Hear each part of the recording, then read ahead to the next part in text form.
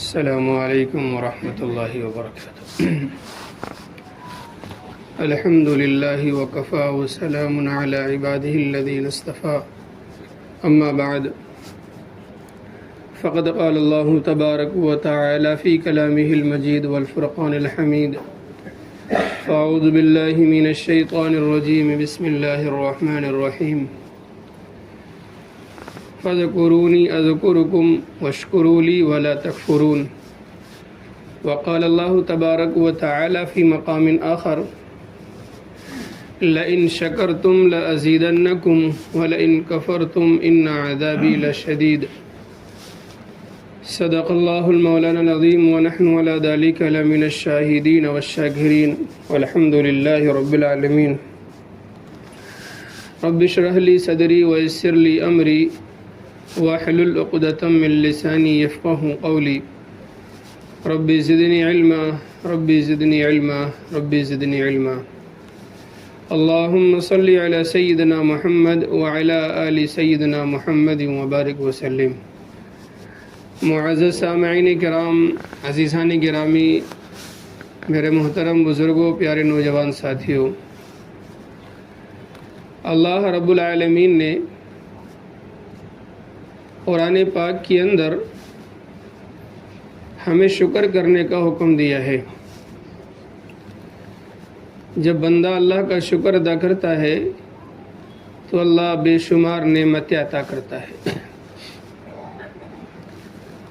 اللہ تبارک و تعالی نے ہمیں اور آپ کو انگنت نعمتوں سے نوازا ہے۔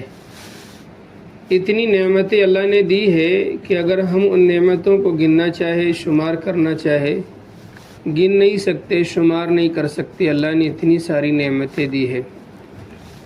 اللہ تبارک و تعالی سورہ نحل میں ارشاد فرماتے ہیں، وَإِن تَعُدُّوا نِعْمَةَ اللَّهِ لَا تُحْصُوهَا۔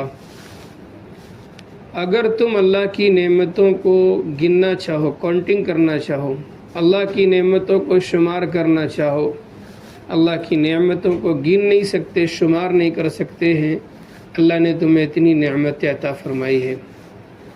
تو ہمیں چاہیے کہ اللہ نے جو نعمتیں ہمیں عطا کی ہے اس نعمت پر ہم شکر گزار بنیں۔ شکر گزار بننے کے لیے اللہ تبارک و تعالی نے ہمیں ایک طریقہ بتایا ہے، ایک راستہ بتایا ہے۔ انسان کسی کا شکر گزار اس وقت بنتا ہے جب وہ اسے یاد رکھتا ہے کہ بھئی اس نے اس وقت مجھ پر احسان کیا تھا، اس احسان کو وہ یاد رکھتا ہے تو اس کا ہمیشہ شکر گزار ہوتا ہے۔ تو اللہ تبارک و تعالی نے شکر گزاری کا ایک طریقہ بیان کیا، فَاذْكُرُونِی، تم مجھے یاد کرو، یعنی جب تم مجھے یاد رکھو گے، جب مجھے یاد کرو گے، فَاذْكُرُونِی أَذْكُرُكُمْ، جب تم مجھے یاد رکھو گے تو میں بھی تمہیں یاد رکھوں گا، تم مجھے یاد کرو گے تو میں بھی تمہیں یاد کروں گا۔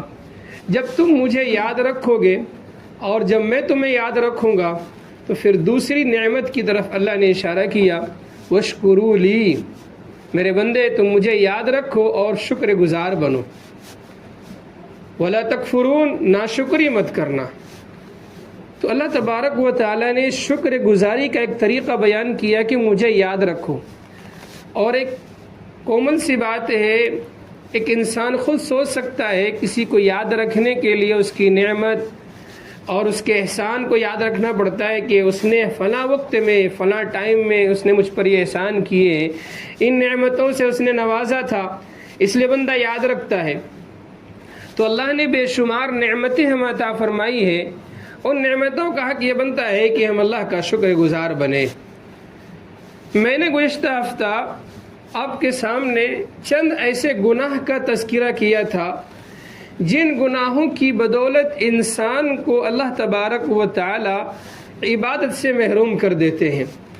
انسان کو عبادت میں لذت نہیں ملتی، قرآن کی تلاوت کر رہا ہوتا ہے، قرآن کا لطف نہیں ملتا، نماز پڑھ رہا ہوتا ہے، نماز میں اسے حلاوت نصیب نہیں ہوتی، نماز میں استحضار نصیب نہیں ہوتا، نماز میں دھیان نصیب نہیں ہوتا، ذکر کرنے کا دل نہیں چاہتا ہے، نیکی کرنے کی طبیعت نہیں چاہتی ہے، اسی طرح سے نیک لوگوں کی مجالس میں بیٹھنے کا دل نہیں کرتا، اچھی بات سننا وہ گوارا نہیں کرتا۔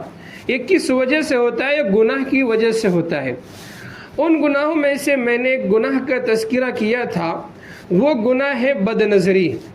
اللہ تبارک و تعالیٰ نے قرآن پاک میں بیان کیا، وَقُلْ لِلْمُؤْمِنِينَ يَغُضُّوا مِنْ أَبْصَارِهِمْ، اے نبی علیہ السلام آپ ایمان والے مردوں سے کہہ دیں اپنی نگاہوں کی حفاظت کرے۔ جب انسان اپنی نگاہ کی حفاظت کرتا ہے تو اسے عبادت میں لذت ملتی ہے۔ جب انسان اپنی نگاہ کی حفاظت کرتا ہے، قرآن کی تلاوت میں اسے لذت نصیب ہوتا ہے، ہر چیز میں اسے سرور ملتا ہے، دل چاہتا ہے کہ عبادت کرے، دل چاہتا ہے اللہ کے سامنے روئے، دل چاہتا ہے کہ اللہ سے مانگے، دل چاہتا ہے کہ اللہ سے لو لگائے۔ یہ کب ہوتا ہے؟ جب انسان اپنے آپ نظر کی حفاظت کرتا ہے۔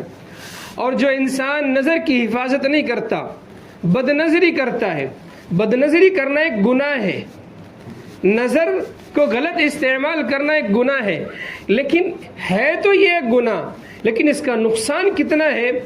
ایک کتاب ہے حضرت مولانا حکیم اختر صاحب رحمۃ اللہ علیہ کی، انہوں نے اس آیت کے جملے میں وَقُلْ لِلْمُؤْمِنِينَ يَغُضُّوا مِنْ أَبْصَارِهِمْ، اس آیت میں حضرت نے 14 نقصانات بیان کیے ہیں۔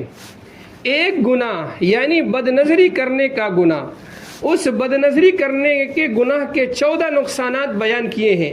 اب ذرا ہم سوچیں، ہم یہ سمجھتے ہیں کہ یہ معمولی گناہ ہے، حالانکہ گزشتہ ہفتہ میں نے ایک حدیث بیان کی تھی، رسول کریم صلی اللہ علیہ وسلم نے ارشاد فرمایا کہ شیطان کی تیروں میں سے سب سے زیادہ زہریلی تیر بد نظری کرنا ہے۔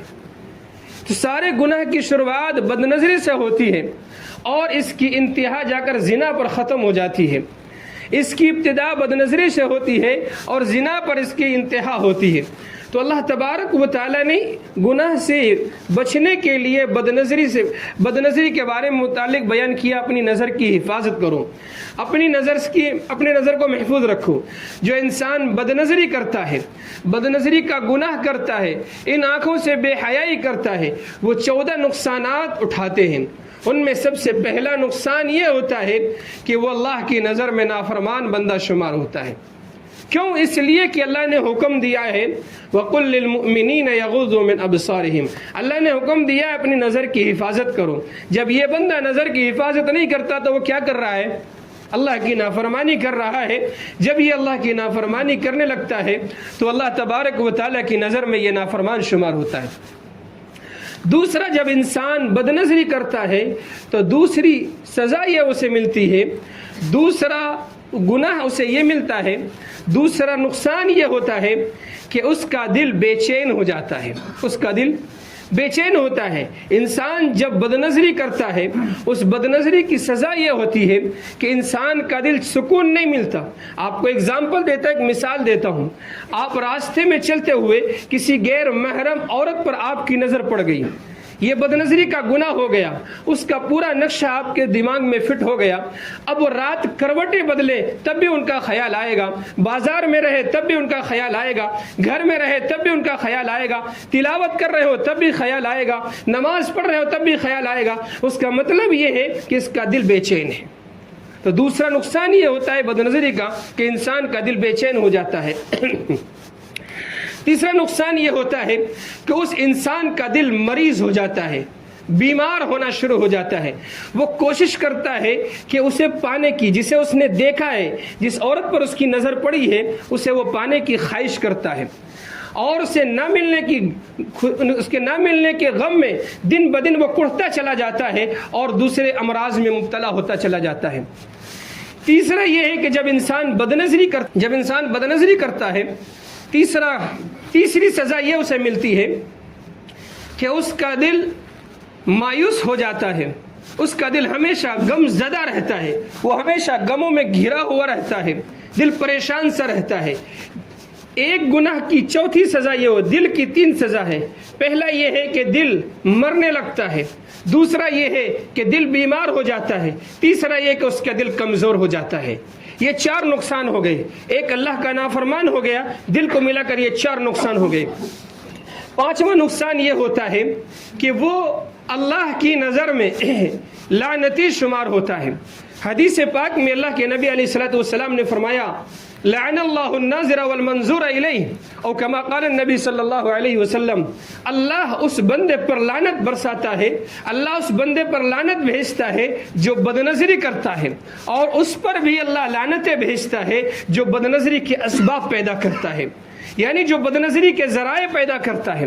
تو اللہ کے نبی علیہ الصلوۃ والسلام نے فرمایا کہ جب انسان بدنظری کرتا ہے تو پانچواں نقصان یہ ہوتا ہے کہ اللہ کی نظر میں وہ لعنتی شمار ہوتا ہے، اللہ کی لعنت اس پر برستی ہے۔ جس انسان پر اللہ کی لعنتیں برستی ہوں، جس انسان پر اللہ لعنتیں کرتا ہوں، تو وہ انسان جس کام کے لیے بھی جائے اس کا کام نہیں بن سکتا۔